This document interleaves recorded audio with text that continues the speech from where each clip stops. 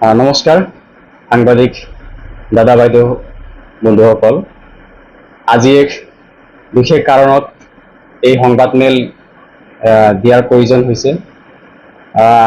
কিছু পৰ্টেল চেনেলত বিজনী জিলা সমিতিৰ নেমচুক লৈ কেইজনমান ব্যক্তিয়ে মিলি কিছু বিভ্ৰান্তিৰ সৃষ্টি কৰাৰ কাৰণে তেওঁলোকে চেষ্টা কৰিছে, আমাৰ দৃষ্টিগোচৰ হৈছে। সেইকাৰণে আজিৰ এই সংবাদমেলখন দিয়াৰ আমাৰ প্ৰয়োজন হৈছে। আপোনালোকে জানে, উত্তৰ পূৰ্বাঞ্চল সংখ্যালঘু ছাত্ৰ সন্থা চমুকৈ নেমচুৰ প্ৰতিষ্ঠাপক সভাপতি বদৰুল ইছলাম ডাঙৰীয়া, তেখেত ফাউণ্ডাৰ তথা আজিৰ দিনলৈকে তেখেত প্ৰেছিডেণ্ট হৈ আছে। তেখেতৰ নেতৃত্বত নৰ্থ ইষ্ট ভিত্তিত আজিৰ দিনত সংগঠন চলি আছে। এই সংগঠনৰ নেতৃত্ব দিয়া সময়ত তেখেতৰ লগত ঘূৰে বায়ে থকা কিছুমান সংগঠনত কৰ্মৰত ব্যক্তিক সংগঠনৰ যি সংবিধান থাকে সেই সংবিধান অনুসৰি কাম নকৰাত কিছু ব্যক্তিক তেখেতে বহিষ্কাৰ কৰি দিছিল। এই বহিষ্কাৰ কৰাৰ পিছত সেইসকল সংগ্ৰামী নেতাই মিলি এখন অবৈধ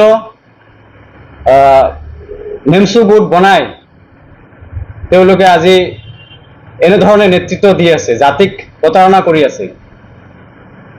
আজি ক'বলৈ গ'লে নেমচুক অবৈধভাৱে বিভক্ত কৰি ৰাব্বানী ডাঙৰীয়াৰ নামৰ সভাপতি, লগতে BTCতো এখন অবৈধভাৱে ৰিজনেল কমিটি তেওঁলোকে বনাই লৈছে।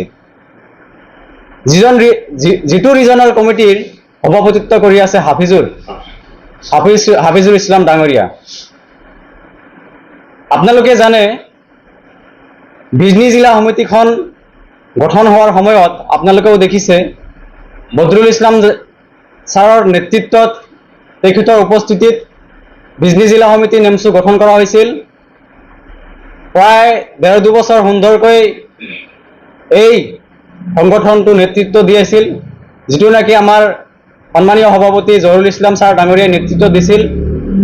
কিন্তু যোৱা ৩ মাহ পূৰ্বে আমি দেখিবলৈ পাইছোঁ, তেখেতৰ নিজাববীয়া সিদ্ধান্ত আৰু এজন ব্যক্তিক লগত লৈ যি অবৈধ গোট ৰাব্বানী গোট, এই ৰাব্বানী গোটৰ লগত তেখেতলোকে সম্পৰ্ক ৰাখি এই সংগঠনটো তেওঁলোকৰ লগত মিশ্ৰণ কৰি সংগঠনটো চলাবলৈ তেওঁলোকে আৰম্ভ কৰিলে। ইয়াৰ পৰিপ্ৰেক্ষিতত আমি যিসকল জিলা সমিতিৰ বিষয়ববীয়াসকল আছিলোঁ, ভাইচ প্ৰেছিডেণ্ট, এডুকেশ্যন ছেক্ৰেটাৰী, সাংস্কৃতিক ছেক্ৰেটাৰী, এইসকলে মিলি আমি বহুবাৰ বিজনী জিলা সমিতিৰ সভাপতি ডাঙৰীয়াক আহ্বান জনাইছিলোঁ যে আপোনালোকে এনেধৰণৰ সংগঠনটো বিভাজন নকৰিব, বা যি গোটক সন্মানীয় কেন্দ্ৰীয় সমিতিৰ সভাপতি বদৰুল ইছলাম ডাঙৰীয়াই অবৈধ বুলি ঘোষণা কৰিছে, সেই গোটত আমি কেনেকৈ কাম কৰিম বা কেনেকৈ জাতিক নেতৃত্ব দিম, এই প্ৰশ্ন কোৱাত তেওঁলোকে আমাৰ কিছু ব্যক্তিক এফলীয়া কৰি ৰাখিছিল। যাৰ কাৰণে যোৱা পৰহি আমি তেওঁলোকৰ এই যি স্বেচ্ছাচাৰী নীতি, এই নীতিৰ কাৰণে আমি পদত্যাগ দিব লগা হ'ল। আৰু ইয়াৰ ভিতৰত কিছু কথা আছে, যি কথা শুনিলে আপোনালোকে সঁচাকৈ ভাবিব সেইসকল লোকে আচলতে সংগ্ৰামী নেতা আছিলেনে না বেলেগ কিবা মনোভাৱ লৈ আচলতে সংগঠনত আহিছিল।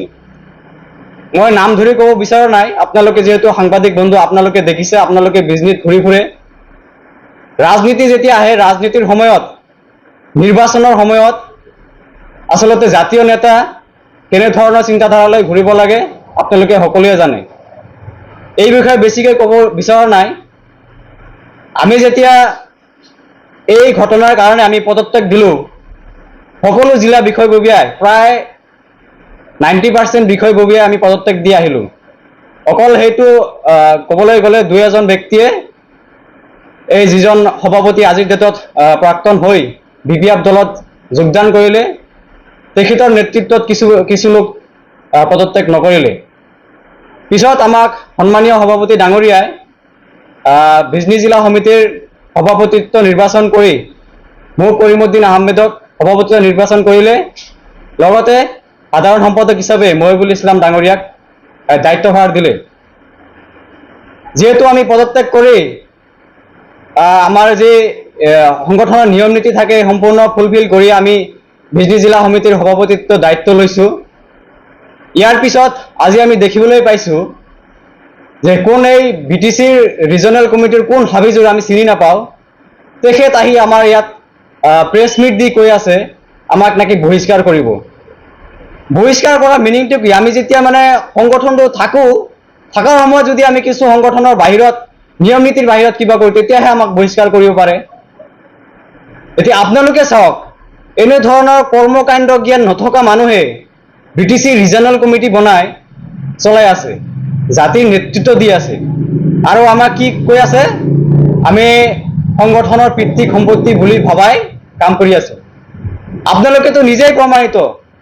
মই যোৱা 1.5 বছৰ ধৰি বিজনী জিলা নেমচুৰ সাধাৰণ সম্পাদক হিচাপে আমাৰ বিজনীবাসীৰ সংখ্যালঘু ৰাইজৰ হৈ সকলো ৰাইজৰ কাৰণে নোৱাৰিলেও কিছু সংখ্যক ৰাইজৰ কাৰণে হ'লেও মই থিয় দিছোঁ। সেয়া আপোনালোকে নিজেও ব্যক্তিগতভাৱে ফিল্ডত ঘূৰিছে, দেখিবলৈ পাইছে। এইখিনি ক'বলৈ মোৰ দৰকাৰো নাই, কাৰণ ৰাইজে এইটোৰ প্ৰমাণ দিব কোনে কি কৰিছে আৰু কোনে সংগঠনৰ নামত ক'ত ঘূৰি ফুৰিছে, নিৰ্বাচন আহিলে কাৰ গাড়ীত ঘূৰি ফুৰে কোন নেতাই, এইবোৰ সকলো ৰাইজে গম পায়। গতিকে বৰ বেছি ক'ব বিচৰা নাই। যিসকল নেতাই জাতিক নেতৃত্ব দি আছে তেওঁলোকক আকৌ এবাৰ আহ্বান জনাইছোঁ, আপোনালোকে ভুল তথ্য ৰাইজৰ ওচৰত দাঙি নধৰিব। এটলিষ্ট বিজনী জিলা সমিতিক লৈ আপোনালোকে এনেধৰণৰ মন্তব্য নকৰিব। অন্যথা আমাক যি কেন্দ্ৰীয় সমিতিয়ে যি নিৰ্দেশনা দিছিলে, আইনীভাৱে আমাক যুঁজিবলৈ আহ্বান জনাইছিলে, তথাপিও যিহেতু ভুল সকলোৰে মাজতে হয়, আমি সেই কথা আমি হাতত লোৱা নাই। আজি ইয়াৰ পৰা আমি সকীয়াই দিছোঁ অনাগত দিনবোৰত যাতে এনেকুৱা আপোনালোকে কথা নকয়, যাৰ বাবে আমাৰ ভাইৰ মাজত যাতে আপোনালোকে সংঘাত নলগায়। সৰ্বশেষত বিজনী জিলা সমিতি জিন্দাবাদ, নেমচু জিন্দাবাদ। ধন্যবাদ জ্ঞাপন কৰিছোঁ আপোনালোকক সাংবাদিক বন্ধুসকল। শেহতীয়াকৈ যি আমাৰ বিৰুদ্ধে BTR গোটে যি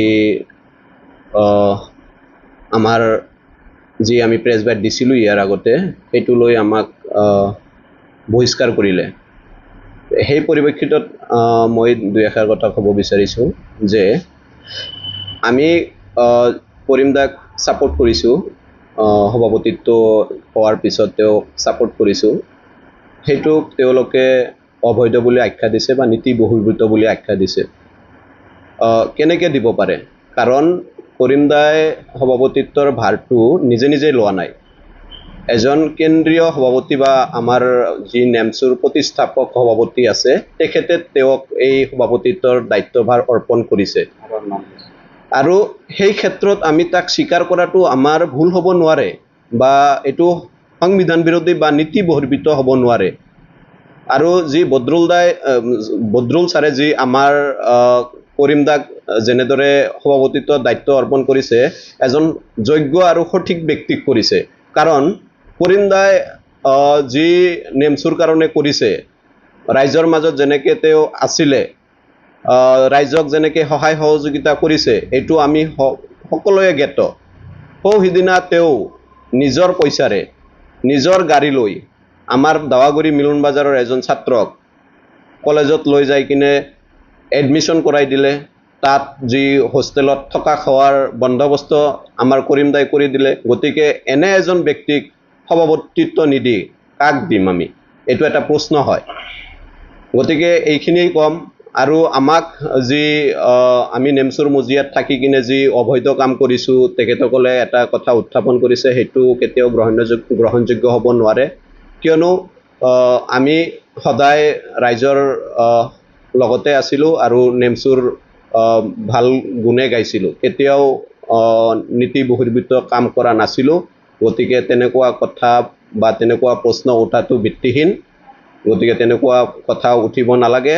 আৰু এনেদৰে আমাৰ মাজতে ভাই যি কণ্ডল, সেইটো কৰিব নালাগে।